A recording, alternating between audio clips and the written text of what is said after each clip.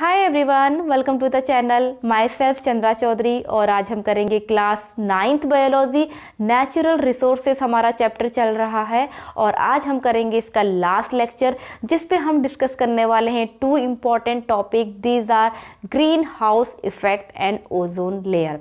तो चलिए बिना किसी देरी के स्टार्ट करते हैं आज की वीडियो और हेडिंग डाल लीजिए ग्रीन हाउस इफेक्ट।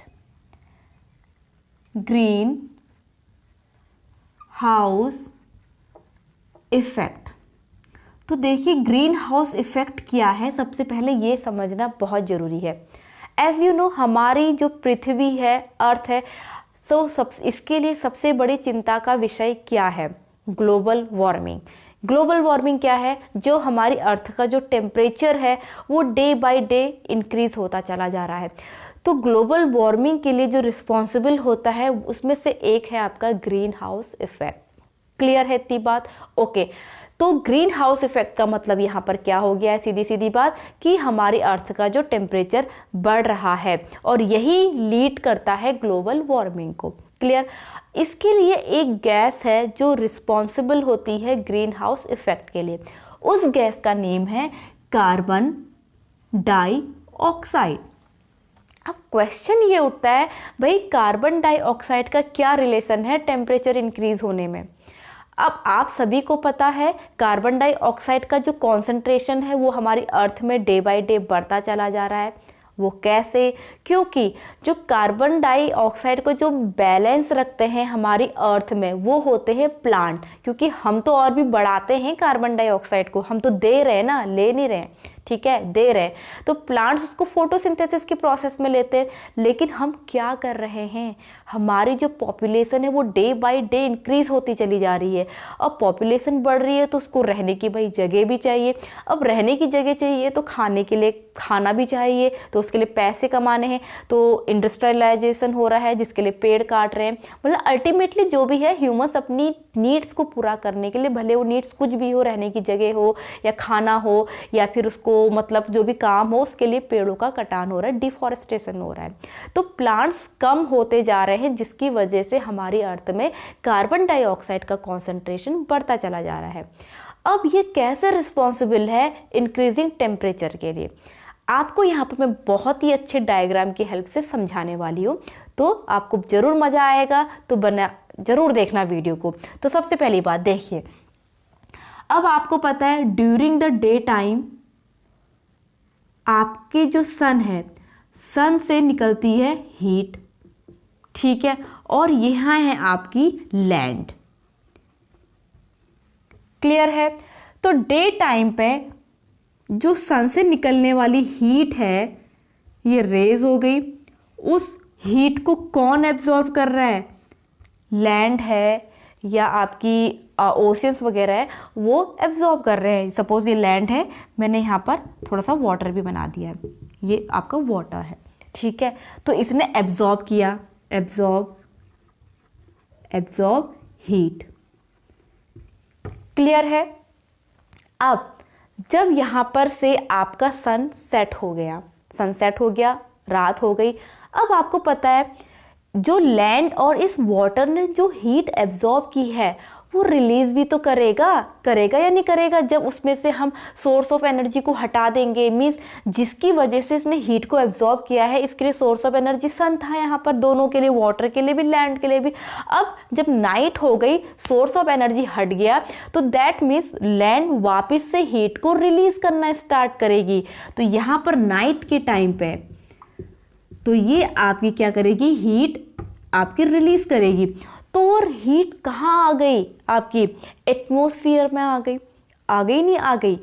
अब देखिए होता क्या है एक्चुअली। होता ये है कि यहाँ पर जो कार्बन डाइऑक्साइड की जो कॉन्सेंट्रेशन है वो बढ़ने से, अब आप सभी को पता है कि during the day time photosynthesis की प्रोसेस होती है, तो कार्बन डाइऑक्साइड को जो प्लांट है वो यूज़ कर रहे हैं और हम रिलीज़ कर रहे हैं। लेकिन नाइट में क्या होता है? प्लांट्स भी रेस्पिरेशन कर रहे हैं, हम भी रेस्पिरेशन कर रहे हैं, दोनों जने कार्बन डाइऑक्साइड छोड़ रहे हैं। और प्लांट्स की संख्या कम होने के कारण उसने यूज़ कम किया है, अब वो दे ज़्यादा रहा है, वो भी तो रेस्पिरेशन करेगा, वो भी तो लिविंग ऑर्गेनिज्म है कि नहीं है। तो जिसकी वजह से हमारी अर्थ में कॉन्सेंट्रेशन बढ़ रहा है। तो यहाँ पर एटमॉस्फेयर में क्या हो रहा है, यहाँ पर एक लेयर बन जाती है किसकी, कार्बन डाइऑक्साइड की। ये कार्बन डाइऑक्साइड की एक लेयर बन गई है ऊपर, ठीक है, कॉन्सेंट्रेशन बढ़ गया है, जिससे जो ड्यूरिंग द नाइट टाइम जो लैंड और जो सी ओशियन जो भी वाटर बॉडीज हैं जिसने हीट एब्जॉर्ब की है, वो जो रिलीज करके एटमॉस्फेयर में छोड़ देता है, तो वो यहाँ से ऊपर स्पेस में नहीं जा पाती है ये हीट। किसकी वजह से, इस कार्बन डाइऑक्साइड की वजह से, ये जाने ही नहीं देता है। तो इसकी वजह से जो हीट है वो हमारे एटमॉस्फेयर में ही रह जाती है। समझ रहे हो मेरी बात को। फिर दूसरे दिन तो फिर सन ने आना है, फिर से वही प्रोसेस होगी, सन आया, उसने अपनी हीट दी, लैंड ने एब्जॉर्ब की और ओशियन ने एब्जॉर्ब की, फिर वो चला गया, फिर अगेन वो हीट रिलीज करने स्टार्ट करेंगे। यहाँ उसने लेयर बना के रखी है, भाई वो बिल्कुल बैठा है, बिल्कुल मेरे को तो तुझे जाने ही नहीं दूंगा कह रहा है। तो जिसकी वजह से हीट कहाँ रह जा रही है, हमारे एटमॉस्फेयर में ही रह जा रही है। और इसी को हम क्या कहते हैं, ग्रीन हाउस इफेक्ट कहते हैं। सो सिंपल, कितना ईजी है देखो ग्रीन हाउस इफेक्ट। तो आई होप आपको यहाँ पर मेरी जो बात है, कॉन्सेप्ट है, वो समझ में आ गया होगा। तो यहाँ पर जो है क्लोरीन गैस भी होती है, मीथेन भी होती है, लेकिन ज़्यादातर रिस्पॉन्सिबल आपकी कार्बन डाइऑक्साइड ही होती है। आई होप मेरी बात आप लोगों को समझ में आई होगी। तो ग्रीन हाउस इफेक्ट यहाँ पर ख़त्म, क्लियर। इसके बाद हम स्टार्ट करते हैं ओजोन लेयर। अगर आपको इसका स्क्रीनशॉट लेना है तो इसका स्क्रीनशॉट आप ले सकते हैं। इसके बाद ओजोन लेयर मैं यहाँ पर बताऊंगी। सेकंड हेडिंग है, हेडिंग डाल लीजिए ओजोन लेयर।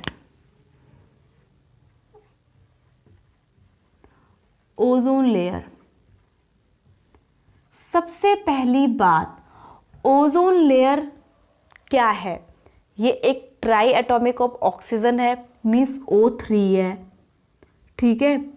अब ये काम क्या करती है? प्रोटेक्शन प्रोवाइड कराती है हमें, प्रोटेक्शन या protect from UV rays, means ultraviolet जो रेज होती हैं जो हमारे लिए बहुत ज़्यादा हार्मफुल होती हैं, स्किन कैंसर वगैरह जो स्किन की प्रॉब्लम होती है उनसे हमें ये बचाती है, ठीक है। इतनी बात समझ में। थर्ड चीज़, ये कहाँ पाई जाती है, कौन सी लेयर में? जैसे आपको पता है troposphere, stratosphere, then mesosphere, exosphere, ionosphere पाए जाते हैं।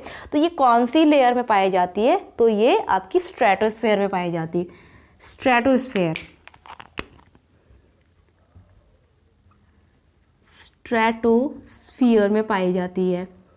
तो 3 पॉइंट समझ में आ गए। पहली बात O3 इसका मॉलिक्यूलर फॉर्मूला होता है। नंबर 2 क्या काम है इसका? ये प्रोटेक्शन प्रोवाइड कराती है अल्ट्रावायलेट रेज से, सील टाइप की होती है, ठीक है। और ये कहाँ पाई जाती है? स्ट्रेटोस्फेयर में पाई जाती है। अब यहाँ पर बात है कि ओजोन लेयर बनती कैसे है, ठीक है। अब आपको पता है हमारे एटमॉस्फेयर में O2 प्रेजेंट है।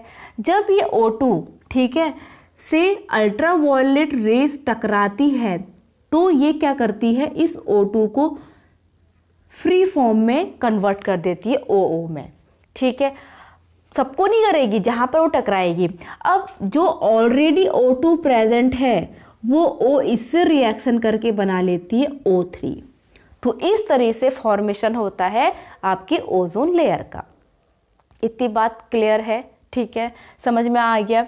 ओके, नेक्स्ट अब आपका है कि ये तो बात हो गई ओजोन लेयर की। अब बात है कि ओजोन लेयर जो है वो हेल्प कर रही है, हमारी प्रोटेक्शन प्रोवाइड करा रही है। अब यहाँ पर कि कुछ गैसेस हैं जो ओजोन लेयर में होल पैदा कर रहे हैं, ठीक है। ओजोन लेयर का डिप्लीशन हो रहा है, वो कम हो रही है। अब खुद ही सोचो, जब ओजोन लेयर नहीं होगी तो क्या हम लोग जिंदा रह पाएंगे? नहीं रह पाएंगे। यूवी रेज आएंगी, ठीक है, वो काफ़ी हार्मफुल रहेंगी।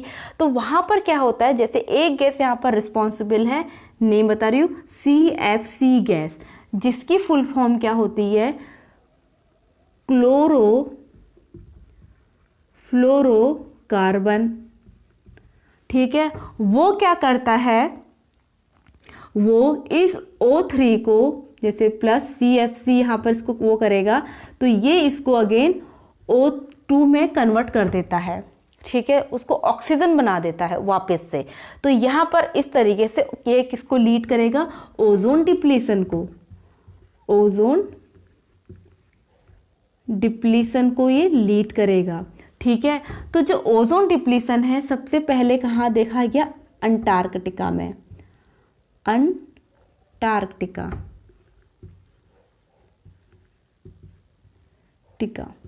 ठीक है, अंटार्कटिका में इसको देखा गया था। और नेक्स्ट चीज़ आपकी जो ओजोन लेयर है वो काफ़ी पॉइजनस गैस होती है, यहाँ पर मैं लिख देती हूँ, ये काफ़ी पॉइजनस गैस होती है, जो आपकी फोटोकॉपी करने की जो मशीन्स होती हैं उनसे भी ये गैस निकलती है। तो ये था आपके ओजोन लेयर के बारे में, ज़्यादा आपको इसमें नहीं पढ़ना है, ओनली O3 इसका फॉर्मूला है, प्रोटेक्ट करती है और स्ट्रेटोस्फीयर में पाई जाती है, ऐसे इसका फॉर्मेशन होता है। और जो CFC गैस है वो रिस्पॉन्सिबल है ओजोन जो डिप्लेशन हो रहा है, मीन्स ओजोन लेयर जो घट रही है, एग्जैक्टली वो क्या है, CFC गैस जो है वो O3 को अगेन ऑक्सीजन में कन्वर्ट कर दे रही है, ठीक है। तो आई होप आज का ये video lecture green house effect, ozone layer दोनों आप लोगों को क्लियर हो गए होंगे, समझ में आया हो, अच्छा लगा हो तो please hit the like, leave the comment, subscribe to my channel and press the bell icon. मैं मिलूंगी अपनी नेक्स्ट वीडियो के साथ, तब तक के लिए stay tune, stay healthy, stay connected, bye bye.